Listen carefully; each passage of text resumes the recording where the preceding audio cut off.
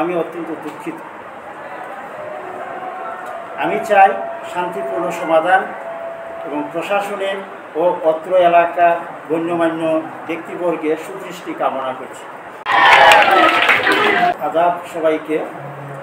আমি মৃদুকান্ত তালুকদার, অত্র 10গাঁও Naogaon school and কলেজের সহকারী প্রধান শিক্ষক। তো আজকের এই পরিস্থিতিতে আমি অত্যন্ত দুঃখিত। আমি চাই শান্তিপূর্ণ সমাধান এবং প্রশাসনের ও অত্র এলাকার গণ্যমান্য ব্যক্তিবর্গের সুদৃষ্টি কামনা করছি।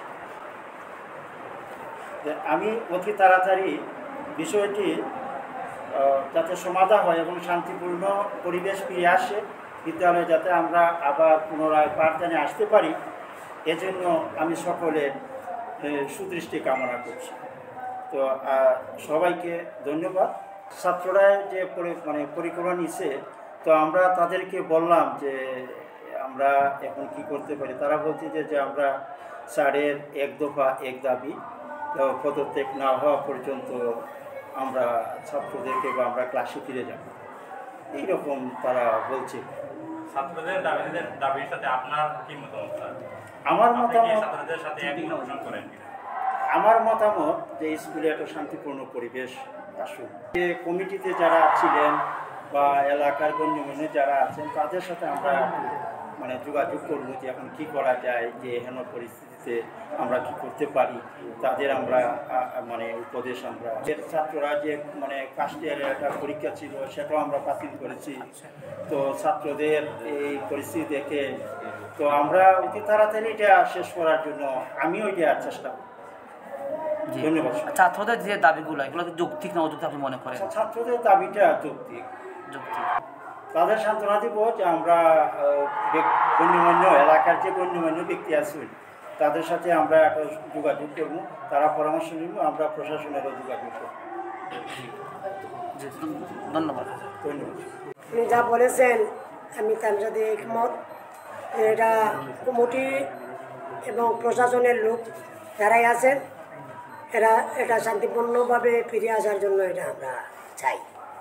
ছাত্রছাত্রীরা যেহেতু এই যে দাবি করছে সেগুলার প্রতি দৃষ্টি করা একান্ত প্রয়োজন দরকার।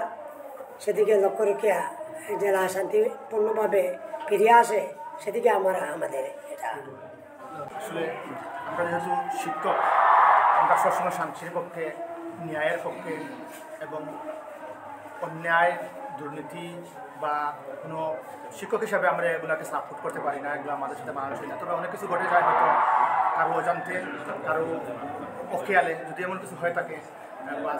এই আজকের এই আমাদের প্রতিষ্ঠানে দ্রুত পরিস্থিতির ব্যাপারে আমরা শিক্ষকদের সবার এগুলো আমরা চাই একটা শান্তিপূর্ণ পরিবেশ ফিরে আসুক বা আমাদের ছাত্রছাত্রীরা ক্লাস কার্যক্রমের সমৃদ্ধ হোক। আমরা এখানে আজকে দুদিন ধরে দুই কর্মদিবসে অফিসে বসে ক্লাস না থাকাতেও অনেকটা খারাপ দেখাচ্ছে আমাদের মধ্যে। যেহেতু এখানে আমাদের শিক্ষকদের নিয়ে কোনো কথা বা শিক্ষকদের দেখা হচ্ছে না, বলা হচ্ছে না, তো এই হিসাবে আমরা নীরবে বসে দেখতেছি। আমার অ্যাসিস্ট্যান্ট স্যার বলেছেন, হুজুর স্যার বলেছেন এটাই আসলে ঠিক। আমরা তো এখানে যেহেতু আমাদের কোনো বলা করতে বলি, ছাত্ররা যে ইস্যুগুলো করছে এখানে তা আমরা কিছু বলতে পারতেছি না।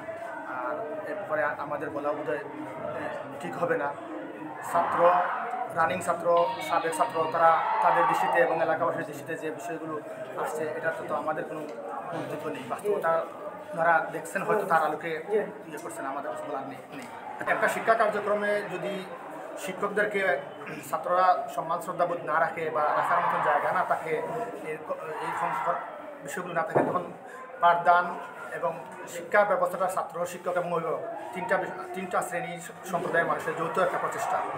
আমরা শিক্ষকরা ছাত্রদেরকে যে সময়টুকু পাই তাদের প্রতি আমাদের ক্লাসে যাই, যে স্নেহ মমতা তৈরি হয়।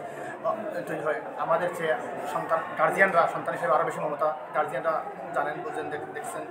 আমরা চাই গার্জিয়ানরা সবাই বা আমাদের এলাকার সবাই মিলেই আমাদের ছাত্রদের যেন আবার ক্লাসে ফিরে আসুক, ক্লাস কার্যক্রম চলুক, শিক্ষা যাতে কোনো ব্যাঘাত না ঘটে চলুক। আমরা পরিবেশ, স্বাভাবিক পরিবেশ, শিক্ষার পরিবেশ ফিরে আসুক, এটাই আমি সবসময় চাই। পরিস্থিতি শিক্ষার্থীরা আন্দোলন করতেছে স্যারের পদত্যাগের দাবিতে। তাদের দাবিগুলো আসলে যৌক্তিক। এই দাবিগুলো আমাদের যৌক্তিক, কিন্তু এলাকার কর্তৃপক্ষ এবং প্রশাসন বা ঊর্ধ্বতন কর্মকর্তা যারা যে সিদ্ধান্ত নেবে এই সিদ্ধান্তের সাথে আমরা একমত ইনশাল্লাহ। আর খুব দ্রুত চাই আমরা এই বিশৃঙ্খলা থেকে ফিরে এসে পাঠদারে যাতে আমরা দ্রুত ফিরে আসতে পারি এই কাজে আমরা চাই। সিনিয়র টিচাররা আছে সবার পরামর্শক্রমে এবং এলাকার গণ্যমান্য ব্যক্তিবর্গ, ক্লাস কমিটি, এই স্কুলের সাথে ওতপ্রোতভাবে যারা জড়িত ছিল তাদের পরামর্শক্রমে যেটি সিদ্ধান্ত নেওয়া হবে এইটার সাথে আমরা